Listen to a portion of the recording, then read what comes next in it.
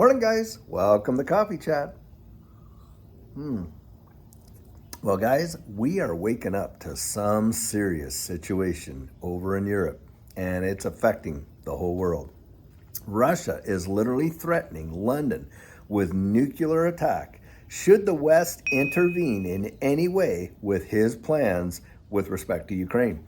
And he's mobilized, 300,000 reserves, and I heard it reported that he wants to bring in about 2 million soldiers into the country and just go for a full-on, full-scale invasion.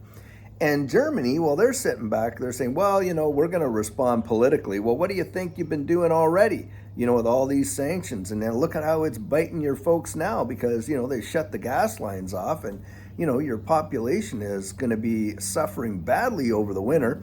And you guys, German government, in fact, sorry to say this, guys, but I think they really betrayed, their people in a lot of ways because they became so dependent on an adversary for their power that they've now put all the folks in such a vulnerable situation, and it's literally the epitome of stupidity in my view. Now that's just my opinion on it, and look, I'll tell you what, I have a lot of respect for Germany in this way. After World War II, that population, man, did they restructure their and became one of the strongest, industrial powers of Europe, and really is the backbone for the European Union economically for sure. And so the people are good, honest, hardworking folk that have great ambition and great industrial ideas, but their politicians, like all politicians, just terrible as far as I'm concerned. Now that's another issue, but guys, listen, if they drag us into some sort of international conflict, like a genuine boots on the ground war, then all bets are off.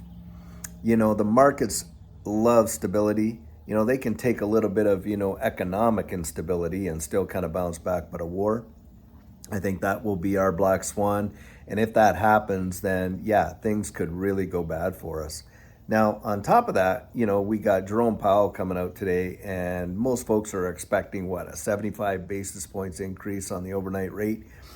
That could go maybe to 1% and maybe even as high as 1.25, something like that. And there's probably going to be some sort of a knee-jerk reaction to that too. So just be prepared for that. But long term, if we're not dragged into an international war or conflict, if it's averted, then long term, I think that we are going to see some, great action coming up here because we've had a massive bear and we have just entered into a really strong consolidation range. And that can go on for a while, guys. Consolidation like that can go on for a little bit of time.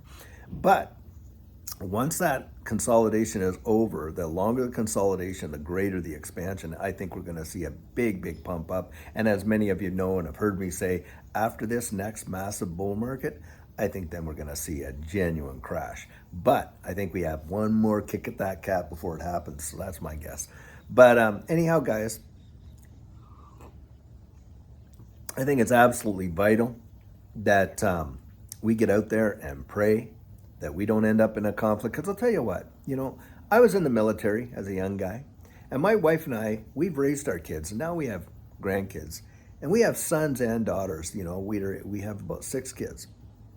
Not about 6 kids, we have 6 kids. But needless to say, I don't want to see any of them dragged into some international conflict for the political will of some, some of these bureaucratic nut jobs. I mean, I think too many of us have sent our kids off to fight wars for, some political ideal or idea or whatever that just amounted to, somebody's, nightmarish dream, and in the end didn't result in much at all. Look at Afghanistan. You can just go around the world and see a whole bunch of things where young men and women really laid their lives down for their countries, and God bless them for doing that. But in the end, was their sacrifice, did it achieve much? And another thing too, guys, it's right back to serfdom as far as I'm concerned with respect to that. I really don't hear of too many of these big-time politicians and all that kind of stuff, their sons and daughters being on the front lines, but ours are, and that really gets me a lot.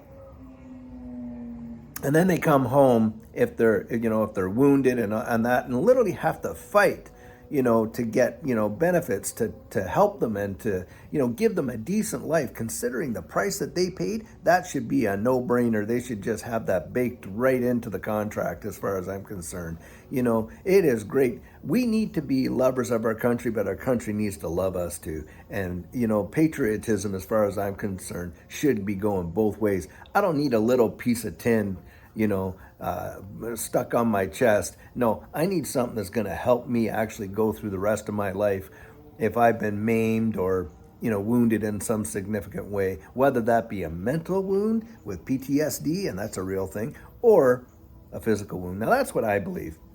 But guys, hey, I want to hear what your comments are about this whole situation, and be prepared that if we are dragged into that, we are going to see some economic instability. That could be our black swan, like I say. But at the end of the day, if that doesn't happen, I think long term it'll be all right. But let me know what you think. Drop some comments down below. And by the way, I want to say something. I have really, really valued this community. I mean, you guys motivate and encourage me to continue on with this, because sometimes you don't always want to do it, as excited as I am about this space, I'm like anybody else. You get kind of like a little burned out and you don't want to, do it. But I appreciate you, and you've really made it worth my while to come out and do this. And I think you guys have been great. And so please make your comments down below. And later on today, we will issue our regularly released video. And until then, take care.